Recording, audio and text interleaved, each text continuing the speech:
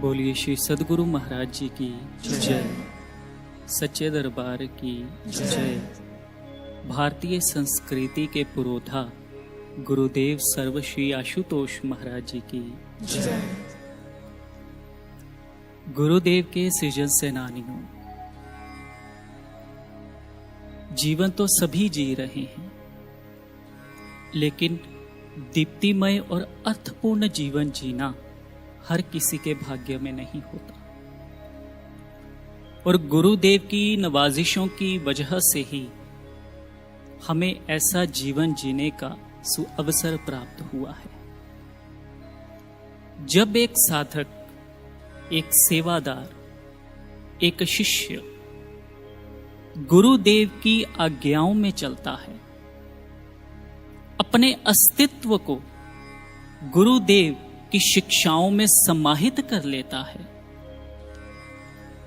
तो वह समाज, युग और आने वाली कई पीढ़ियों के लिए उदाहरण बन जाता है। उदाहरण देना और उदाहरण बन जाना दोनों में अंतर है। जब एक साधक, एक शिष्य अपने शोणित के कण कण में गुरुदेव के हर एक वचन को समा लेता है, अपनी श्वासों में समा लेता है, तो वह जो बन जाता है उसकी कल्पना से भी परे होता है। क्या अर्जुन ने सोचा था भगवान श्री कृष्ण के साथ उसका नाम भी अमर हो जाएगा? क्या आनंद ने सोचा था कि आने वाला समाज, आने वाली पीढ़ियां उसके जीवन चरित्र की उदाहरणें देंगी? नहीं, उन्होंने कभी नहीं सोचा।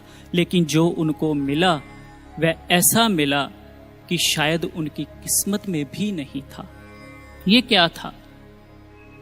ये समय के पूर्ण गुरुओं की अपने शिष्यों के प्रति कृपा थी। उनकी नायाब दौलत जो उनकी करुणा की, उन्होंने अपने शिष्यों को सौंपी। अपनी करुणा की बरसात में समय के पूर्ण गुरुओं ने अपने शिष्यों को भिगोया। आज के समय में भी समय के पूर्ण गुरुदेव सर्वश्री आशुतोष महाराज जी अपने सभी शिष्यों के प्रति, सभी सेवादारों के प्रति, सभी अनुयायियों के प्रति एक चाहत रखते हैं। क्या? सभी का जीवन श्रेष्ठ बन पाए, सभी का जीवन उत्कृष्ट बन पाए, सभी का जीवन उत्तम बन पाए। और गुरुदेव का प्रयास हम सभी के लिए है। गुरुदेव हमें उदाहरण बनाना चाहते हैं, गुरुदेव हमें नायाब बनाना चाहते हैं। लेकिन यह तभी होगा जब हमारे चरित्र से, हमारे आचरण से गुरुदेव की शिक्षाएं झलकेंगी। जैसे संगीतज्ञ के आचरण से संगीत झलकता है, एक खिलाड़ी के चरित्र से खेल झलकता है, हमें भी ऐसा बनना है कि हमारे विचारों से, हमारे कर्मों से, हमारी वाणी से गुरुदेव की शिक्षाएं झंकृत हो पाएं। एक बार गुरुदेव ने कहा, आप सभी नाज करोगे कि आप दिव्य ज्योति जागृति संस्थान के साथ जुड़े हैं। सच में आज गर्व होता है, नाज होता है कि हम ऐसे संस्थान के साथ जुड़े हैं जो संस्थान स्वयं जी रहा है औरों को जीवन देने के लिए। ये जीवन है नैतिक मूल्यों से सराबोर, ये जीवन है दिव्य विचारों से सराबोर। संस्थान की हर एक गतिविधि के आयोजन के पीछे यही भाव रहता है कि संपूर्ण विश्व में शांति की किरणों का प्रचार प्रसार हो, नफरत मिटे, प्रेम की बरसात हो। और आज गर्व महसूस होता है, जहां एक तरफ प्रलय का घोर तांडव है, वहीं हम संस्थान के साथ जुड़कर गुरुदेव की आज्ञाओं में रहकर सृजन में जी रहे हैं। हम एक ऐसे सुरक्षा घेरे में हैं जो अभेद्य है, और यह सुरक्षा का घेरा है गुरुदेव की आज्ञाएं। आपको स्मरण होगा, नूर महल कार्यक्रम था दिव्य शांति महोत्सव। मंच पर, सिंहासन पर स्वयं समय के पूर्ण गुरुदेव विराजमान, शोभायमान। मंच से एक भजन का गायन हुआ, यूं ना तुम मायूस हो, कदमों में जहां रख दूंगा, मुश्किलों में मैं तेरी बन ढाल संग चलूंगा। गुरुदेव का संदेश वे हमसे कहना चाहते हैं, क्यों परेशान है, क्यों दुखी होता है, क्यों अपनी नकारात्मक सोच की जकड़ में तू जकड़ा हुआ है। मैं तेरे साथ हूं, मैं तेरे संग हूं। किस प्रकार मुश्किलों में मैं तेरी बन ढाल संग चलूंगा। मैं ढाल बनकर प्रत्येक क्षण हर पल तेरे साथ चल रहा हूं, तेरे साथ रह रहा हूं। ढाल एक प्रकार का रक्षा कवच है। युद्ध के दौरान योद्धा दुश्मनों के वार से बचने के लिए ढाल का प्रयोग करते हैं। वह ढाल वार से उसको बचा लेती है, लेकिन ढाल हर वार स्वयं पर सहती है। गुरुदेव हमसे कह रहे हैं कि तू मायूस मत हो, दुखी मत हो। संपूर्ण समाज की प्रत्येक खुशी, प्रत्येक प्रसन्नता, प्रत्येक सफलता तेरे कदम चूमेगी। एक बार मेरा हो जा, एक बार अपना जीवन, अपने जीवन की वल्गा मुझे सौंप दे, फिर तू जो प्राप्त करेगा वो खुशियों का अनंत गगन होगा, सफलताओं का अनंत नभ होगा। वह हमसे चाहते हैं क्या? ऐसा कि हम अपना जीवन उन्हें सौंप दें। और मैं तेरी रक्षा कर रहा हूं ढाल बनकर। कोई भी संकट, विपरीत परिस्थिति तेरा बाल भी बांका नहीं कर सकती, वह तेरा कुछ भी नहीं बिगाड़ सकती। और ढाल जैसे स्वयं अपने पर वार सहती है, गुरुदेव भी हम सभी की कमियों को, नादानियों को एक तरफ रखकर हमारे ऊपर इतनी कृपा की बरसात लुटा रही है। और ये लूटेगा वही जिसकी जैसी जैसी भावना होगी, भावना का पात्र होगा, जिसका जितना समर्पण होगा। गुरुदेव कहते हैं, मैं किसी के प्रति घृणित नहीं होता, मैं किसी के साथ पक्षपात नहीं करता। पक्षपात तो साधक की ही भावनाएं करती हैं। जिसकी जितनी भावना होती है वह मेरी कृपा को उतना प्राप्त कर जाता है। जिसका जितना समर्पण होता है वह मेरे प्रेम को उतना ही प्राप्त कर पाता है। अर्थात सब कुछ हमारे हाथ में है। हम चाहें तो क्या नहीं कर सकते। हमें हमारी भावनाओं का पात्र बड़ा करना होगा, हमें हमारे समर्पण को बढ़ाना होगा, हमें ऐसा बनना होगा कि हम सर्वस्व गुरुदेव के श्री चरणों में सौंप दें। हम ना रहें, हम गुरुमय हो जाएं। लेकिन गुरुदेव तो ये चाहते हैं, हम चाहते हैं। गुरुदेव की यह ख्वाहिश है हमारे प्रति। क्या हमारी ख्वाहिश है, हमारी इच्छा है? अगर हमारी इच्छा है, हमारी चाहत भी ऐसी है, तो मंजिल निश्चित मिलेगी, अवश्य मिलेगी। लेकिन उसके लिए हमें हमारी आदतों को बदलना होगा। वह आदतें जो हमें गुरुदेव का होने नहीं देती। हमें अपनी नकारात्मक सोच को बदलना होगा। वह सोच जो हमें गुरुमय नहीं होने देती। आदत किसे कहते हैं? आदत जब हमारे मन में कोई विचार पैदा होता है, और वह विचार कर्म का रूप लेता है और हम उस कर्म को बार बार दोहराते हैं, वह हमारी आदत बन जाता है। सैमुअल स्माइल्स, जो कि स्कॉटिश ऑथर, उन्होंने कहा मानव जीवन आदतों का पुंज है।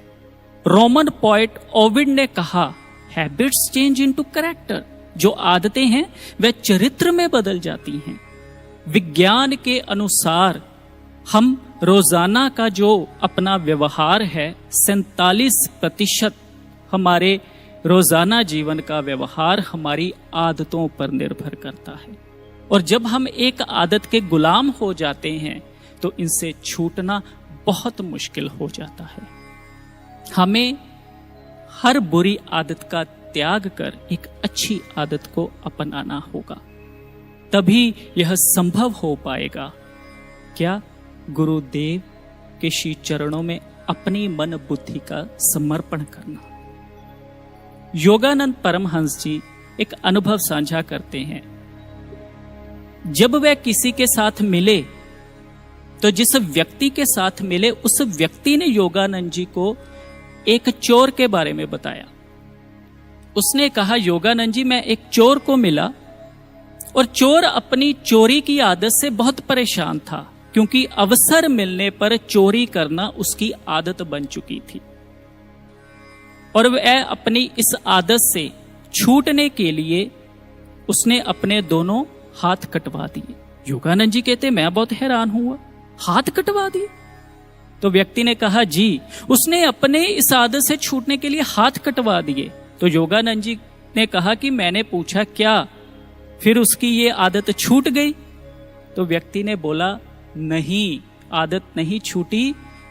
फिर अवसर मिलने पर वह अपने पांव से और मुंह से वस्तुओं को उसने चुराना शुरू कर दिया जिन वस्तुओं को वह चुरा सकता था। देखिए, एक बार आदत पड़ी, छूटी नहीं। तो ये घटना सीधा हमें संकेत करती है कि शरीर के किसी अंग को यदि कोई कटवा भी दे तो अपनी आदतों को नहीं छोड़ पाता।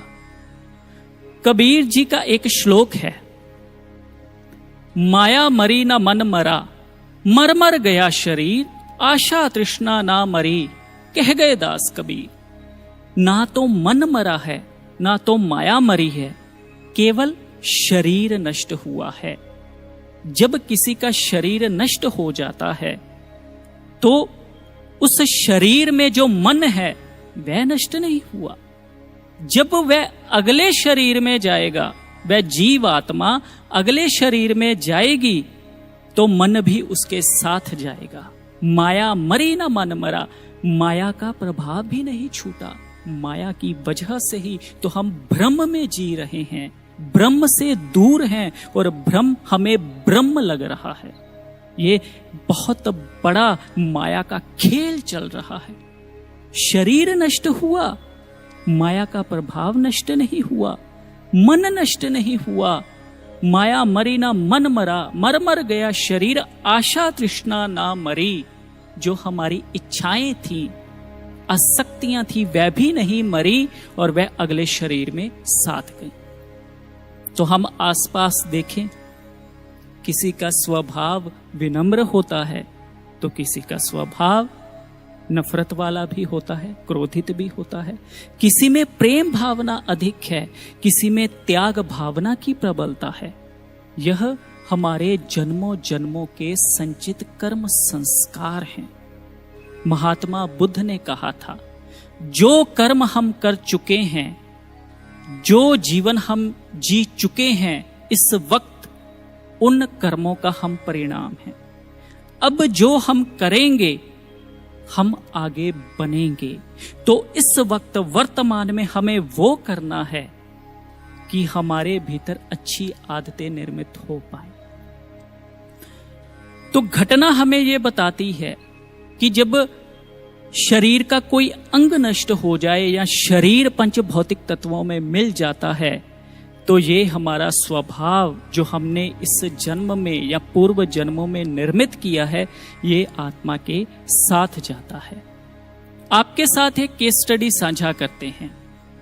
हार्डो ट्रूट्स, उन्होंने एक पुस्तक लिखी the 30 most convincing cases of free incarnation, उसके भीतर उन्होंने एक केस स्टडी को शामिल किया।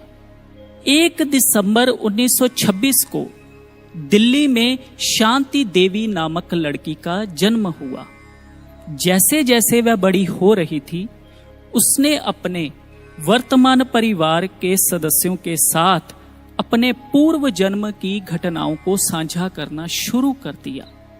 एक रात जब वह भोजन करने के लिए बैठी तो उसके सामने मांसाहार परोसा गया, लेकिन जैसे ही उसके सामने मांसाहार आया, उसने खाने से मना कर दिया। उसने कहा, मैंने अपने पूर्व जन्म में कभी मांसाहार का सेवन नहीं किया, मुझे सात्विक आहार दीजिए।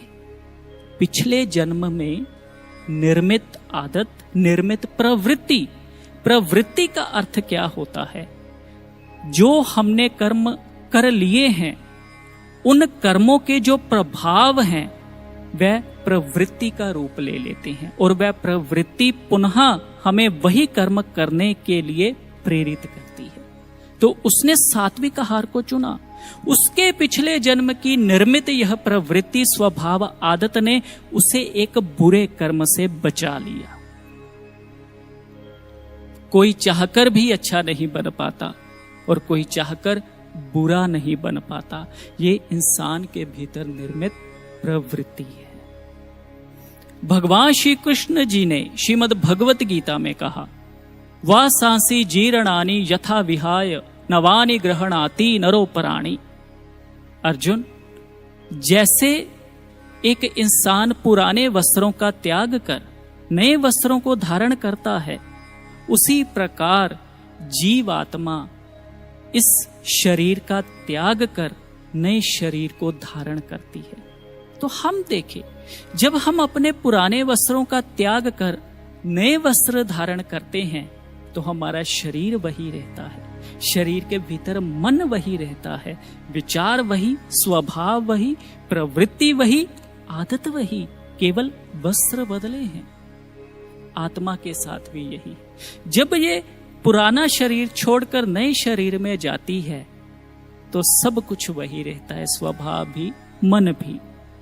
सीधा सा अर्थ है, हमें स्वयं को इस बुरी प्रवृत्ति से छुटकारा दिलाना होगा, नहीं तो हमारा हर जन्म इन कमियों को ही दूर करने में लग जाएगा। और ये कमियां जो हैं यही बाधित करती हैं हमारे विकास को। और यह जन्म जो हमें मिला है, हम यह जन्म अपनी इस प्रवृत्ति को बदलने में लगाएं ताकि हम गुरु में मिल पाएं। यह अवसर को खोएं मत।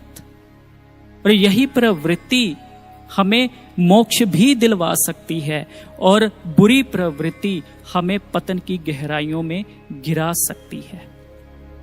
तो साधको, यह जो प्रयास होगा, यह जो कर्म होगा, यह प्रवृत्ति तभी छूटेगी, बुरी आदतें तभी छूटेंगी जब हम ज्ञान रूपी तलवार से इनको काटेंगे। शरीर, इंद्रियां, और इंद्रियां कर्म करती हैं। कर्म करने की प्रेरणा पीछे इच्छा है, प्रवृत्ति है। तो हमें इनके बंधन को काटना होगा। हर इच्छा को समाप्त करने के लिए एक अच्छी इच्छा की जरूरत है और उसके लिए अच्छे विचार का पैदा होना जरूरी है। और वह विचार केवल ध्यान साधना में ही पैदा हो सकते हैं। जो गुरुदेव ने हमें ज्ञान दिया है, शास्त्रों ग्रंथों ने ज्ञान की तुलना तलवार के साथ की है। जैसे तलवार हर बंधन को काट देती है, इसी प्रकार ज्ञान रूपी तलवार हर आसक्ति के बंधन को काटती है, हर मोह के बंधन को काटती है, काम क्रोध के बंधन को काटती है। महाभारत ग्रंथ के अनुसार हिरण्यकशिपु शिशुपाल बनकर आया। शरीर बदला, स्वभाव नहीं, प्रवृत्ति नहीं। महाभारत ग्रंथ के अनुसार अंबा नामक पात्र, उसकी इच्छा के विरुद्ध विवाह किया जाने लगा, जिसका कारण भीष्म बने। इस वजह से अंबा के भीतर बदले की भावना ने जन्म लिया और यह भावना इतनी प्रबल हुई कि अंबा ने प्रतिज्ञा की कि भीष्म का वध मेरे द्वारा ही होगा। अंबा ने उस शरीर को छोड़ा, महाराजा द्रुपद के घर में जन्म लिया और उसका नाम शिखंडी रखा गया और शिखंडी ने ही भीष्म का वध किया। बदले की भावना वही रही, शरीर बदल गया। किसी में बदले की भावना है, किसी में सहभागिता की भावना है। निर्भर हमारे ऊपर करता है कि हम क्या बनना चाहते हैं। हम प्रकाश के अनुयायी बनना चाहते हैं या अंधकार के अनुयायी बनना चाहते हैं। सब कुछ हमारे ऊपर निर्भर करता है। तो ज्ञान रूपी तलवार से हमें इनके बंधनों को काटना होगा, तभी हम गुरुदेव में समा सकते हैं। और यह ज्ञान रूपी पथ पर चलना अर्थात साधना करना, ध्यान में गहरा उतरना गुरुदेव की शिक्षाओं के अंतर्गत है, उनकी आज्ञाओं के अंतर्गत है। ये आज्ञाओं से बाहर नहीं है। और जब तक हम अभ्यास नहीं करते ध्यान का, यह संभव नहीं हो पाएगा। पेले जो कि फुटबॉल प्लेयर हैं, उन्होंने कहा एवरीथिंग इज प्रैक्टिस, सब कुछ अभ्यास पर निर्भर करता है। हम अपने रोजाना जीवन में भी देखें, हमें बहुत कामों का अभ्यास है। जिन कामों का हमें अभ्यास है हम वह तुरंत कर लेते हैं, जिनका अभ्यास नहीं है हम उन्हें करने में दिक्कत महसूस करते हैं। भजनों का गाना, संगीतज्ञ संगीत का अभ्यास करता है। लिखने को जो लिखारी होते हैं, लिखते हैं, कविताएं लिखते हैं, उन्हें उनका अभ्यास है। गाड़ी चलाने का अभ्यास है। तो हर काम में अभ्यास है। और जब तक हमें साधना का अभ्यास नहीं होगा, साधना करने की आदत निर्मित नहीं होगी, हम अपने उद्देश्य, अपने लक्ष्य तक नहीं पहुंच पाएंगे। पृथ्वीराज चौहान और मोहम्मद गौरी के बीच में जब अंतिम युद्ध हुआ तो गौरी ने छल के साथ पृथ्वीराज चौहान और उसके मित्र जो कि कवि और दरबारी थे, चंदबरदाई को अपने साथ गजनी ले गया, अफगानिस्तान। वहां पर उसने चौहान को बहुत प्रताड़ित किया, यातनाएं दी और चौहान जी की दोनों आंखें निकालनी, उन्हें अंधा बना दिया। यह देखकर चंदबरदाई को बहुत बुरा लगा।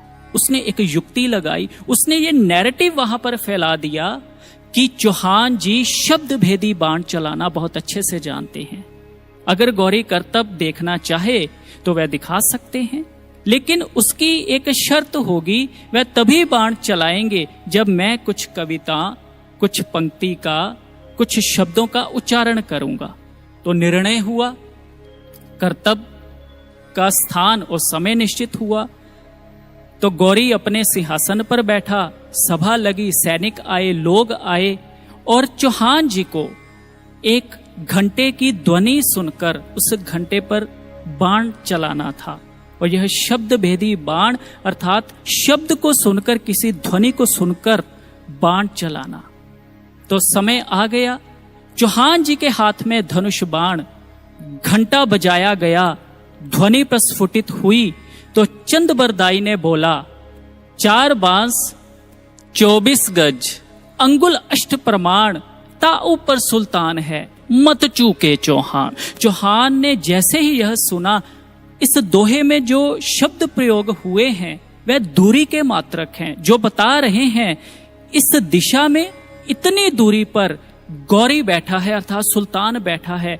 जैसे ही यह शब्द सुने, चौहान जी ने बाण छोड़ा और वह सीधा गौरी की छाती पर लगा और उसके प्राण पखेरु उड़ गए।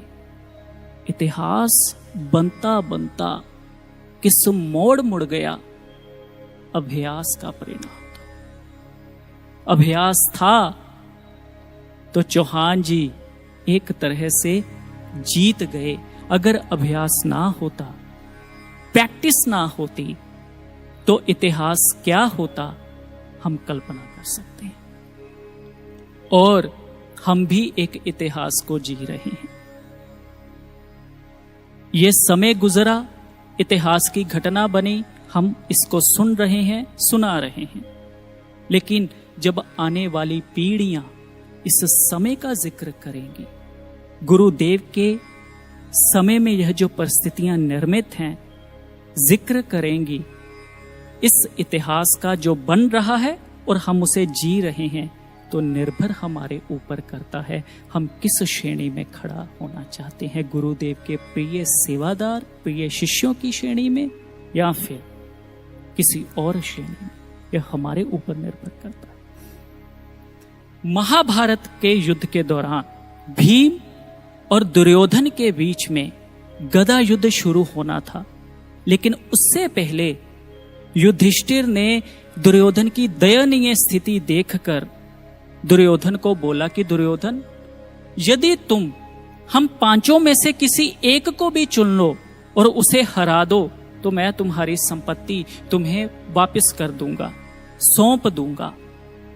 यह बात सुनी जब भगवान श्री कृष्ण जी ने, तो वह कुपित हुए और उन्होंने डांटा युधिष्ठिर जी को कि आपने यह निर्णय कैसे ले लिया?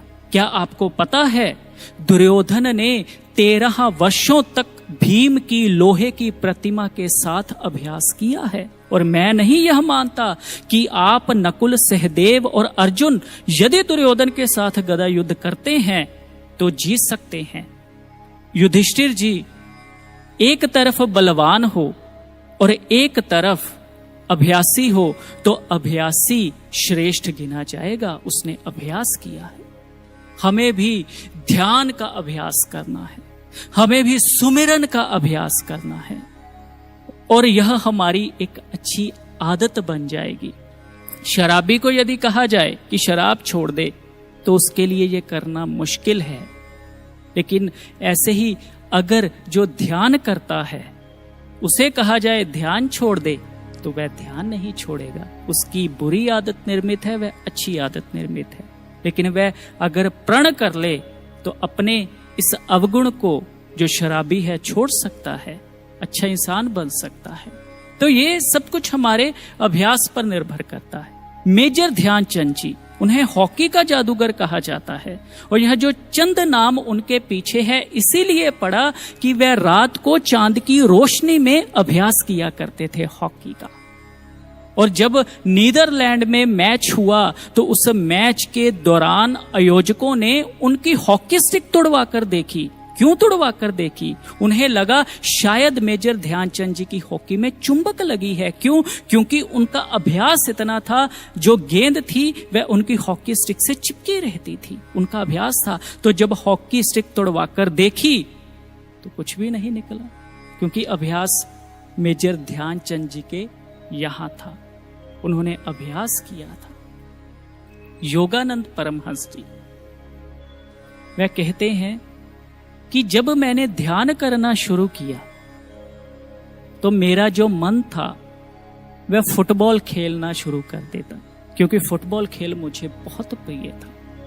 तो कहते मैं बहुत परेशान, लेकिन मेरी इस मानसिक आदत ने, मानसिक आदत भी होती है, जो विचारों को, जिन विचारों को हम कर्म में नहीं लेकर आते, और जो विचार यहीं पैदा होकर यहीं पर ही समाप्त हो जाते हैं, या मन रूपी समंदर में उठी विचार रूपी तरंग जब उसी में विलीन हो जाती है, तो ये एक मानसिक आदत का हिस्सा है। तो कहते मैं बहुत परेशान, मैं जब भी ध्यान करने बैठूं तो मेरा मन फुटबॉल खेलने लग जाए। लेकिन मैंने गुरुदेव से प्रार्थना की, मैं ध्यान से उठता नहीं था, मैं ध्यान में अपना समय और बढ़ा देता था। मेरे भीतर दृढ़ इच्छा थी कि मैं ध्यान की गहराई में जाऊंगा, मैं अपने उसी स्रोत के साथ जुड़ूंगा जिस स्रोत से मैं यहां पर आया हूं। तो कहते मैंने ध्यान को गहरा किया और गुरुदेव से प्रार्थनाएं की। परिणाम क्या निकला? मेरी वह मानसिक आदत छूट गई और मैं अपने भीतर गुरुदेव के साथ मिलने लगा, मैं उन अनुभवों को प्राप्त करने लगा। साधकों, हम भी जब ध्यान में बैठते हैं तो कुछ मानसिक आदतें हमारी भी होंगी, जिनकी नहीं है बहुत अच्छी बात है, वह और ध्यान की गहराई में जाए। ये जो हमारी मानसिक आदतें हैं, विचार हैं, मन है जो भटकता है, हम क्या करते हैं, ध्यान से उठ जाते हैं। अगर योगानंद जी चाहते तो वह भी क्विट कर देते कि मन नहीं लग रहा, उठ जाऊं। उन्होंने क्विट नहीं किया, उन्होंने प्राप्ति की, ध्यान की गहराई की, अभ्यास किया। जब हम ध्यान में बैठते हैं तो जब ये ऐसे विचार उठते हैं तो हमें समय बढ़ाना चाहिए, ना कि उठ जाना चाहिए। अगर उठते ही रहे, ध्यान को बीच में ही छोड़ते ही रहे, फिर तो हम कभी पहुंच ही नहीं पाएंगे। कैसे पहुंचेंगे? हमें इस अभ्यास को बढ़ाना है, गुरुदेव से प्रार्थना करनी है। गुरुदेव कहते हैं, इस सतगुरु loves and protects his disciple unconditionally. The disciple who applies the master teachings and practices them with sincerity and surrenders his ego at the lotus feet of master alone attains liberation. गुरु अपने शिष्य से प्रेम करते हैं और उसकी रक्षा भी करते हैं। जब एक शिष्य गुरुदेव के द्वारा प्रदान की गई शिक्षाओं का ईमानदारी से, सच्चाई के साथ अभ्यास करता है तो वह मोक्ष प्राप्त करता है। मोक्ष कैसा? इन बुरी प्रवृत्तियों के बंधनों से मुक्त होता है और अपने अहंकार को जब अपने गुरुदेव के चरणों में रख देता है, फिर वह नहीं रहता, गुरुदेव का रूप हो जाता है। तो योगानंद जी द्वारा साझा किया गया यह अनुभव हमें प्रेरणा क्या देता है? वह भी उसी मार्ग पर चलें जिस मार्ग पर हम चल रहे हैं। उनके पास भी वही ज्ञान जो ज्ञान हमारे पास, पथ भी वही है, ज्ञान भी वही है। अगर कमी है हमारी दृढ़ इच्छा की, उनमें इच्छा थी मैं ध्यान की गहराई में जाऊं, अगर यह इच्छा हमारे भीतर पैदा हुई और यह हमारी आदत बन गई तो निश्चित ही हम भी ध्यान की गहराई में उतरेंगे। और कई साधक उतरते भी हैं, गुरुदेव की कृपा है। और वह देखिए योगानंद जी, प्रारंभ में ध्यान नहीं लगा, लेकिन जब ध्यान में पारंगत हुए तो समाधि के अनुभवों को भी उन्होंने प्राप्त किया और समाधि पर कई पुस्तकों की रचना उन्होंने कर डाली। प्रारंभ कहां से हुआ और परिणाम क्या निकला? एक अच्छी आदत निर्मित हुई, प्रवृत्ति वह बनी, परिणाम निकला, ईश्वर मिले, गुरुदेव मिले। ईश्वर भगवान स्वयं को सौंपने से पहले अपने भक्त को माया प्रदान करते हैं। वह देखना चाहते हैं कि ये माया के बंधन को काटने के लिए मेरे पास पहुंच पाता है या नहीं। वह मुझे ज्यादा अधिक प्रेम करता है या माया को अधिक प्रेम करता है, और उन्हें तो वही प्राप्त कर पाएगा जो उन्हें ही प्रेम कर पाएगा, उन्हें ही चाहेगा, उनकी ही ख्वाहिश रखेगा। तो यह अभ्यास हमें ध्यान साधना का, सुमिरन का करना होगा। सज्जनों, जब ध्यान हमारा गहरा होगा, फिर हम काम को, क्रोध को, लोभ को जीत पाएंगे, इन्हें जख्मी कर पाएंगे।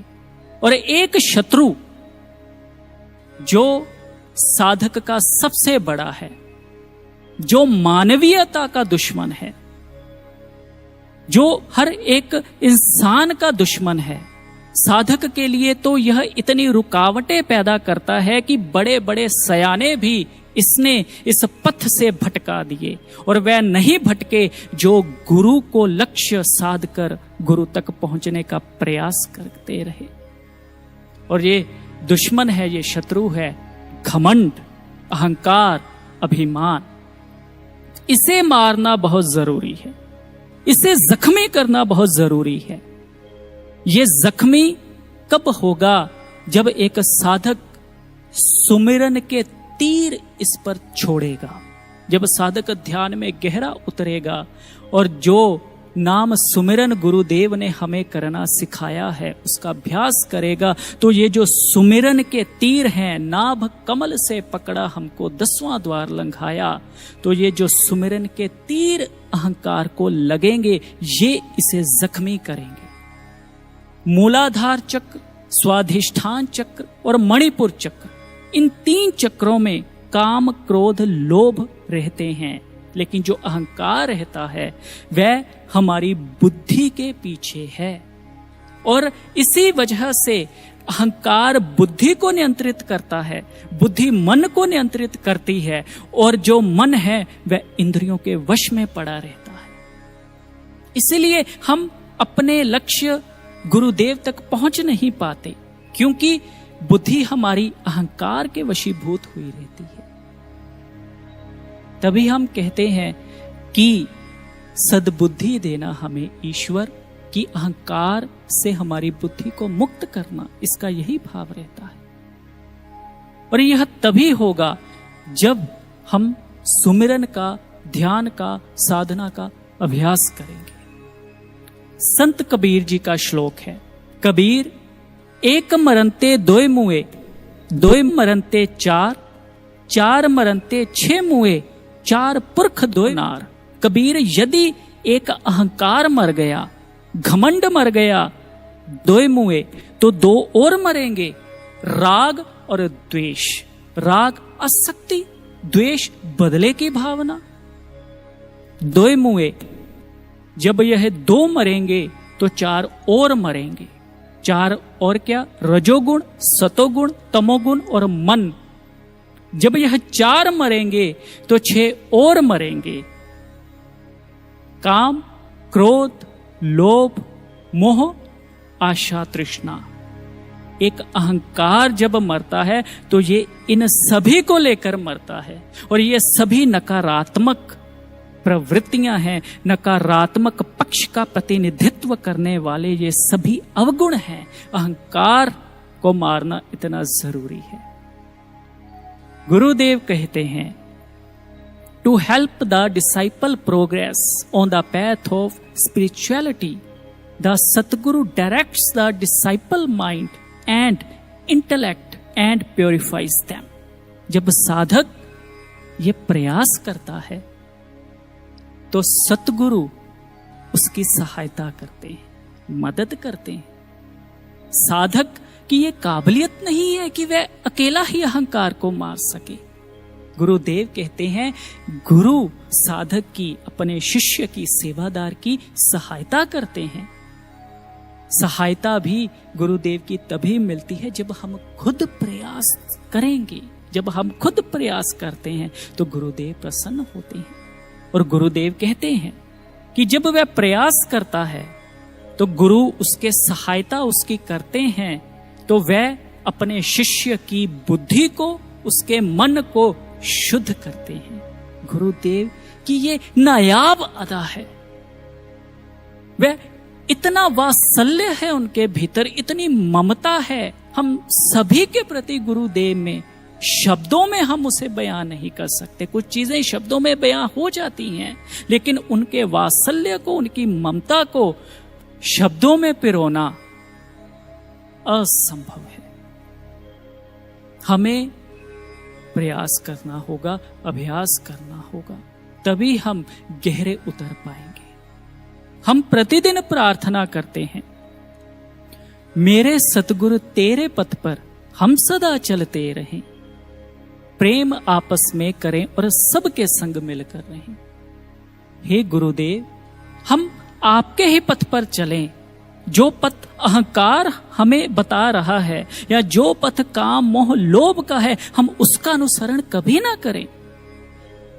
कुछ लोगों को तो पथ का ही ज्ञात नहीं है, कुछ लोगों को मंजिल ही नहीं पता, कुछ लोगों के पास दिशा भी नहीं है। हमारा पथ साफ, हमारी मंजिल हमारे गुरुदेव हैं, हमें दिशा भी मिल चुकी है। फिर अब नहीं तो कभी नहीं। जब हम सतगुरु के पथ पर चलेंगे, अर्थात उनकी शिक्षाओं को जिएंगे, उनकी आज्ञाओं में चलेंगे, तभी हम आपस में प्रेम कर सकते हैं। मेरे सतगुरु तेरे पथ पर हम सदा चलते रहें। सदा चलें, एक दो दिन नहीं, सदैव जन्मों जन्मों तक आपके ही पथ का अनुसरण करें। प्रेम आपस में करें और सबके संग मिलकर रहें। प्रेम आपस में करें, तभी सभी के साथ रहा जाएगा, सभी के साथ सभी का संग या उनके संगठन में, उनके आसपास के माहौल में ढला जाएगा जब गुरुदेव के पथ पर चलेंगे। आचरण सुंदर रहे, कर्तव्य से विचलित न हो। हमारा आचरण सुंदर तभी रह पाएगा जब विचार सुंदर होंगे, और विचार ध्यान में ही सुंदर होंगे, अन्यथा नहीं। कर्तव्य से विचलित ना हो। जो हमें सेवा सौंपी गई है उस सेवा से कभी मना ना करें, उस सेवा को बीच में ना छोड़ें। हम विचलित ना हो जाएं अपनी सेवा करते करते। सेवा कोई छोटी बड़ी नहीं होती, हमारी भावनाएं उन्हें छोटा बड़ा बना देती हैं। इस दरबार में वही सेवा कर रहा है जिसे गुरुदेव ने चाहा है। गुरुदेव के दर्शन उसे ही प्राप्त होते हैं जिसे वह स्वयं चाहते हैं। कोई अपनी इच्छा से यहां पर नहीं पहुंचा, गुरुदेव की इच्छा हुई है तो इस दरबार में सभी को सेवा करने का अवसर मिला है। और कुछ कर्तव्य इसीलिए नहीं करते क्योंकि उसमें प्रतिष्ठा नहीं है, उसमें मान सम्मान नहीं है, उसमें प्रशंसा नहीं है। हम कर्तव्य क्या इसीलिए करें कि उसमें मान सम्मान है, प्रशंसा है, या फिर हमें कर्तव्य इसीलिए निभाना है कि हम गुरुदेव से प्रेम करते हैं, हम गुरुदेव को चाहते हैं। हमारा कर्तव्य बस यही है कि गुरुदेव को हमने प्रसन्न करना है। महाभारत कहती है प्रशंसा तो साधक के लिए, एक सेवादार के लिए विष होती है। हमें प्रशंसा मान सम्मान नहीं, हमें तो गुरुदेव की प्रसन्नता चाहिए। आचरण सुंदर रहे, कर्तव्य से विचलित ना हो। हम स्वयं अपने ही कर्मों से कभी शापित ना हो। गुरुदेव ने एक बार कहा, मैं किसी को दंड नहीं देता, दंड प्रकृति देती है। मैं तो अवसर देता हूं, मैं तो अनंत संभावनाएं देता हूं कि हर कोई अपने लक्ष्य तक पहुंच पाए, हर कोई अपनी प्रतिभा को विकसित कर एक उदाहरण बन पाए। मैं दंड नहीं देता, दंड तो उसके स्वयं के कर्म ही देते हैं, प्रकृति देती है। और हम देखें, हमारे ही कर्म हैं जो हमें यहां तक लेकर आए हैं। सूक्ष्म रूप से गुरुदेव की अनंत कृपा ने साथ दिया है। हमारे ही कर्म हैं जो हमें 84 में भटकाएंगे। तो बहुत सार की बात यह है कि कहीं हम अपने ही कर्मों से दंडित ना हो जाएं। हम वही कर्म करें जो कर्म हमें गुरुदेव की भक्ति के साथ जोड़े। भूल से भी भूल हो जाए तो हम स्वीकार लें। कई बार नादानियां, कमियां, गलतियां स्वीकार नहीं की जाती। क्यों? क्योंकि अहंकार है। जब तक अहंकार है यह स्वीकार नहीं करने देगा। जब ध्यान की गहराई में गुरुदेव की कृपा को प्राप्त करेंगे तो हर कमी स्वीकार की जाएगी। जब कमी स्वीकार ही नहीं होगी तो वह कमी दूर नहीं होगी। कमी दूर नहीं होगी तो विकास कैसे होगा? विकास नहीं होगा तो मानव जीवन फिर बुरी प्रवृत्ति के अंतर्गत गोते खाता रहेगा, उसके बंधन में बंधा रहेगा। तो स्वीकार करना सीखेंगे तो विकास होगा, और ये विकास हमें गुरुदेव के साथ जोड़ेगा। इसलिए साधकों, गुरु प्रेमियों, यह जीवन मिला है। इस जीवन का प्रत्येक पल, प्रत्येक क्षण हम गुरुदेव की शिक्षाओं में रहकर, उनकी आज्ञाओं में रहकर, उनके प्रत्येक वचन को अपना ध्येय मानकर जिएं, क्योंकि ऐसा अवसर बार बार नहीं मिलता। गुरुदेव ने एक बार कहा, मेरे और साधकों के बीच में बहुत सारे वायदे होते हैं, लेकिन वह भूल जाते हैं मुझे निभाने होते हैं और मैं निभाता हूं। सच है, हमने क्या किस जन्म में उनके साथ वायदा किया है हमें नहीं पता, गुरुदेव को पता है और वह निभाते हैं।